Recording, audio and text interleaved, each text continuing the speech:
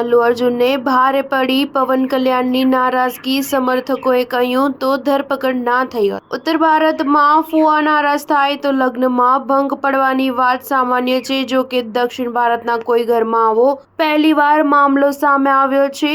આ ફુવા આંધ્રપ્રદેશના નાયબ મુખ્યમંત્રી પવન કલ્યાણ છે અને તેમના ભત્રીજા અલ્લુ અર્જુનની પોલીસે ધરપકડ કરી છે, જેના કારણે સૌ કોઈ આશ્ચર્ય પામ્યા છે.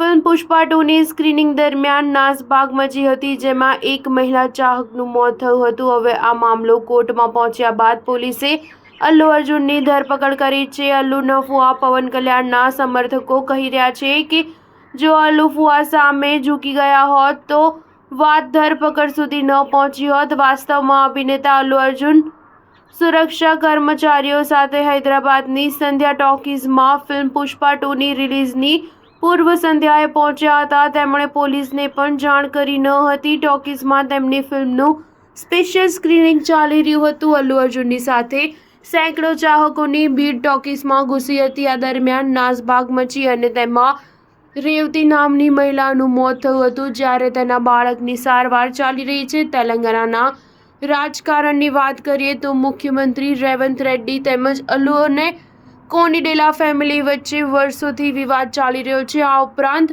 અલ્લુના પરિવારમાં પણ રાજકારણ ચાલી રહ્યું છે. તાજેતરમાં જ યોજાયેલી વિધાનસભા ચૂંટણીમાં અલ્લુએ પવન કલ્યાણનું સમર્થન કરવાના બદલે વિપક્ષ વાયઆરએસ કોંગ્રેસ પાર્ટીના નેતા શિલ્પા રવિ રેડ્ડીનું સમર્થન કર્યું હતું. તે વખતે પણ અલ્લુ સામે કેસ ચાલી રહ્યો હતો. જો કે તેણે કેસને ગંભીરતાથી ધ્યાને લીધો ન હતો.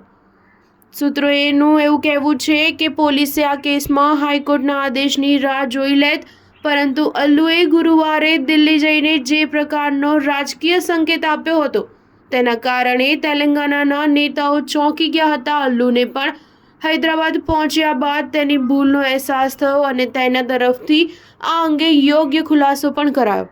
સ્ટાર ન્યૂઝ 7 હંમેશા સચ્ચાઈની સાથે.